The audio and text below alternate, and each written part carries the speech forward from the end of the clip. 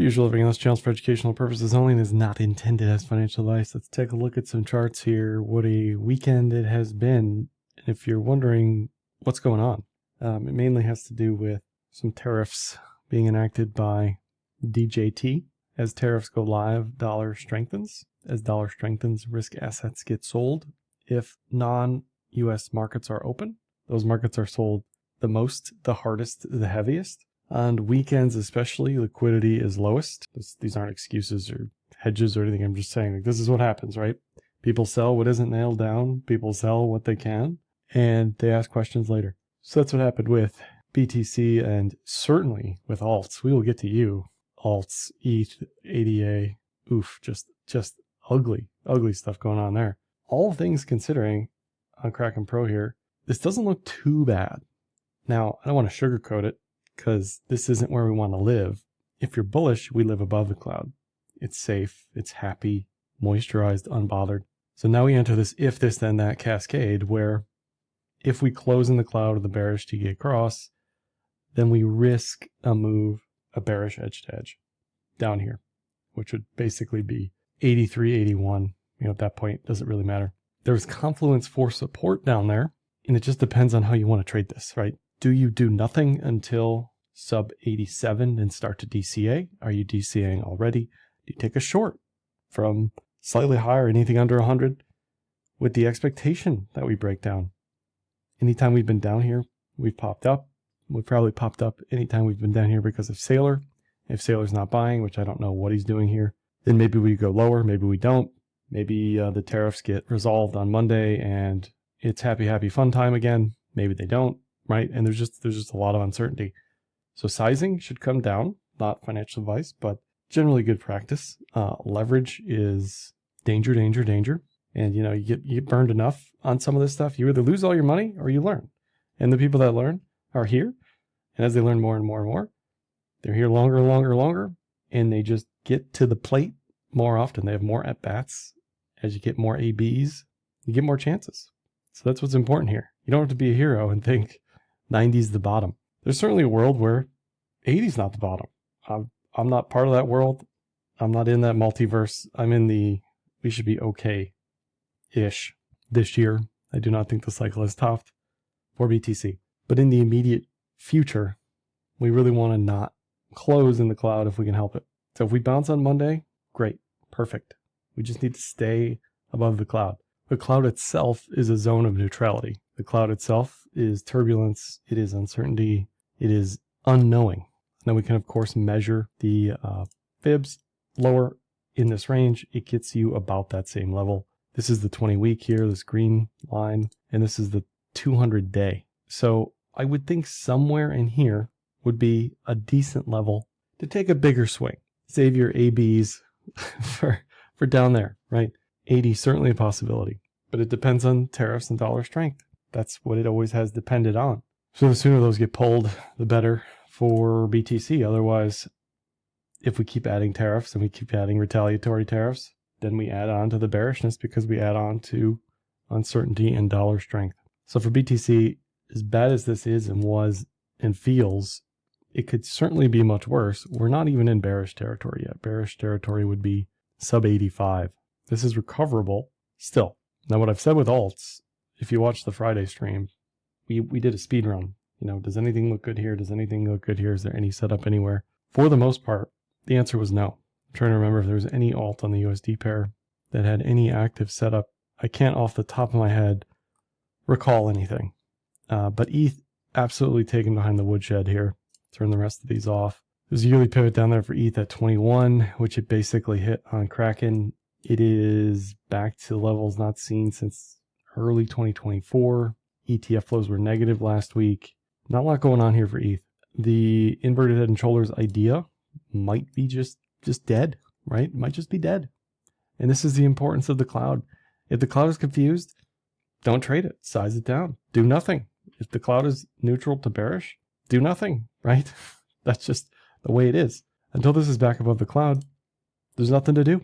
And this is really what you want to see. You don't want to be in this middle zone where you're sort of bullish but not sure on the cloud or on trend metrics.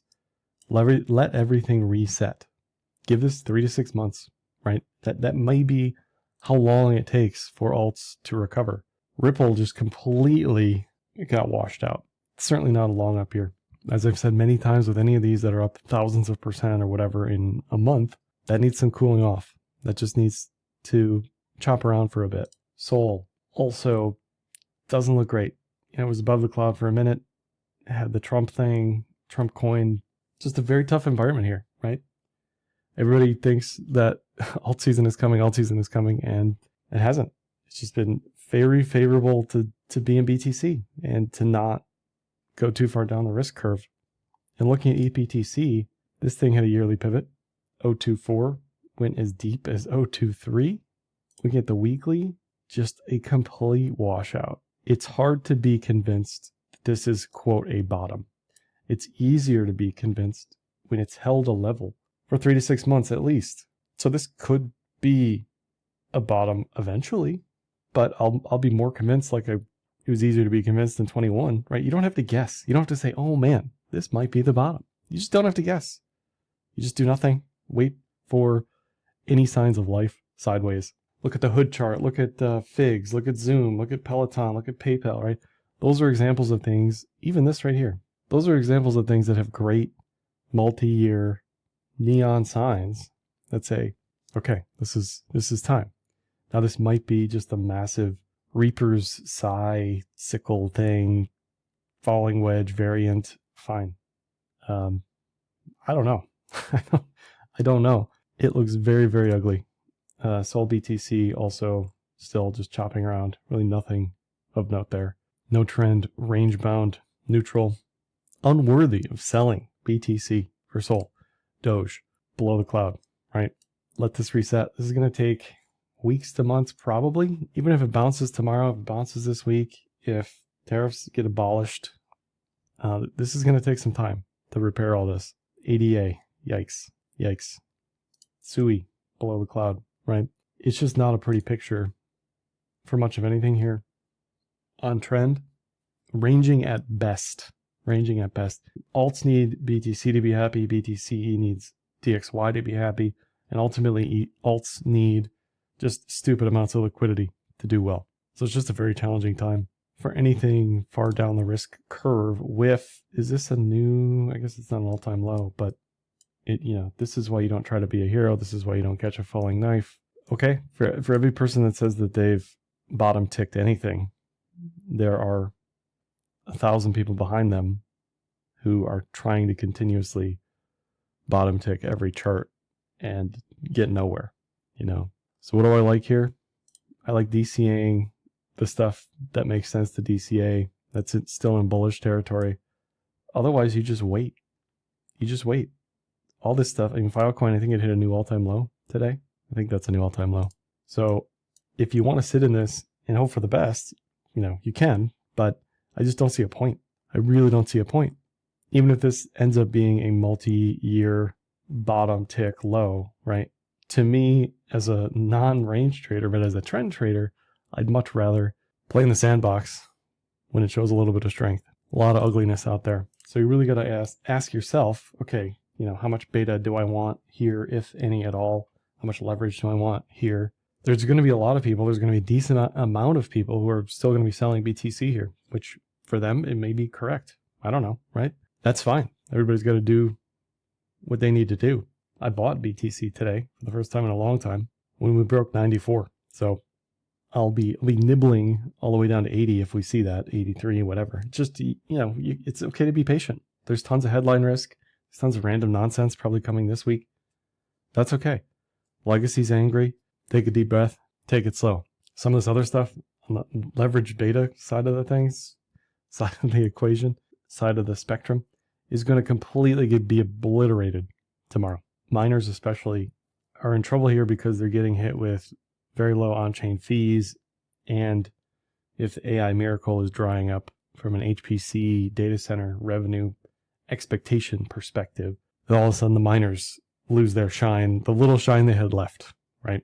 And alts generally just a tough ask here because dominance still looks great. Dominance spiked to a new cycle high. And if we zoom out, pop on the cloud on the 3-day. That's a bullish TK recross with price above cloud on dominance. Again, you don't have to guess. You don't have to guess. Does this look bearish or bullish to you? If this looks bearish, you probably need to re-examine trend trading. It really doesn't make sense to sit and hold alts. It just doesn't when dominance looks like this. If we look at the power law corridor, no issues there. We're still chopping around. I mean, BTC, theoretically, I don't know, it could go to 70 and be fine. I don't think it really matters at this point. I think BTC in the long term is going to be okay. Any expectations in the near term definitely have to be turned down, dialed down. SBR didn't happen, right? We have state SBRs brewing. We have nation state SBRs brewing. Nothing solid on that front yet. But again, ultimately, DXY, if we have a strong dollar, it's going to be very hard for risk assets to do well. And if the dollar continues to break out higher, if we go above 110, you just can't expect crypto to do well. For a minute there, for a second there, it did look like we were ready to roll over, but then came the tariffs, and here we are. So definitely something to watch this week is DXY and also NVIDIA. Now, NVIDIA was in bearish territory as of last week. It ended the week in bearish territory on the cloud. Cloud wasn't fully bearish yet, but because NVIDIA is so concentrated in portfolios in the S&P, it's going to be an issue if this continues to sell off. We can look at pivots. We can look at volume profiles. We can see where this might go. I can't imagine this would go too far below 100 if it even gets that low. 111 looks about right on the early pivots. But to me, this is not in buy territory. This is wave as it's going down territory. Just let it be. Let it be. I just don't see a need to be hasty here while everything is still extremely high relative to where it was, even over the past year. And if we look at a few other things here, MSTR, I like to watch the leverage stuff on the lower time frames. MSTR also finished the week in bearish territory. I'd imagine this continues to break down with BTC. There's a little bit of a air pocket here at 282.